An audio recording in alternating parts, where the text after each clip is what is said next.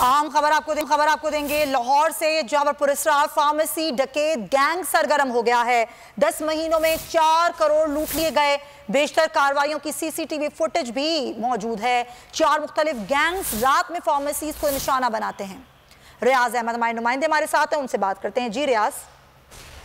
जी बिल्कुल ऐसा है। लाहौर में जो पिछले 10 माह के दौरान जो पुलिस डकैती की वारदातें उनकी तादाद दर्जनों में है। और अब ये जो 4 गिरोह हैं मुख्तलिफ जो डाकुओं के, जो इन फार्मेसियों पर वारदातें करते हैं और अब तक तकरीबन 4 करोड़ रुपए लूट चुके हैं। और इन फार्मेसियों पर होने वाली वारदातों में एक भी मुलजम अभी तक नहीं पकड़ा जा सका।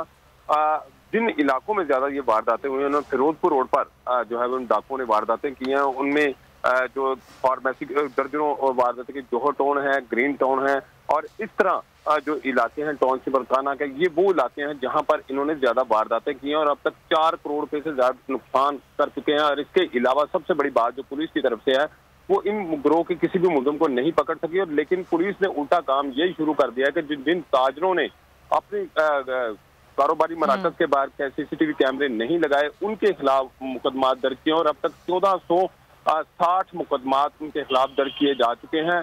लेकिन मुल्जमान जो हैं वो दर्जने वारदातें कर चुके हैं। एक भी अभी तक मुल्जम गिरफ्तार नहीं हो सका। 4 गिरोह हैं जो शहर में सरगर्म है और शॉप रॉबरी की सबसे ज्यादा वारदातें जो हुई हैं वो फार्मेसी पर ही हुई हैं। जी ठीक है, बहुत शुक्रिया आपका रियाज अहमद।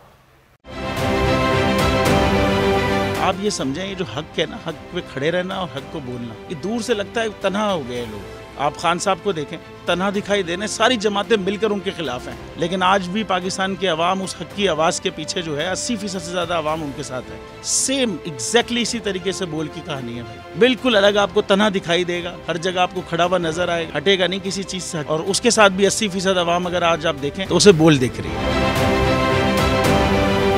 जाली केस है ना, ये हम पे उस वक्त बनाए गए थे जब हुकूमत यही थी, इन्हीं लोगों की हुकूमत थी ना। और ये जाली केस, इनको मैं नहीं कह रहा इस केस को जाली केस, इनको पाकिस्तान में क्या पूरी दुनिया में एक ऐसा शिकायत कुंदा नहीं मिला, एक ऐसा कंप्लेनेंट नहीं मिला जिसने ये कहा हो कि हमारे साथ फ्रॉड हुआ है। तो ये खुद ही बन गए कंप्लेनेंट और ये खुद ही इन्होंने खुद ही इन्वेस्टिगेशन की, उसकी खुद ही तफ्तीश भी की। यानी कि कंप्लेनेंट भी है, इन्वेस्टिगेशन ऑफिसर भी है। और इन द एंड इन्होंने फिर उसके बावजूद ये कोर्ट में जमा कराया कि जी ये केस जाली केस था और इसमें किसी किस्म जो कुछ एग्जैक्ट कर रहा था सब लीगल। ये मेरी बात नहीं है, ये इनके इन्वेस्टिगेशन ऑफिसर की बात। सबसे ज्यादा व्यूज और सबसे ज्यादा रेटिंग के साथ बोल आज भी रहा नंबर 1 पर। सब्सक्राइब करें और बेल दबाएं ताकि कोई खबर रह न जाए।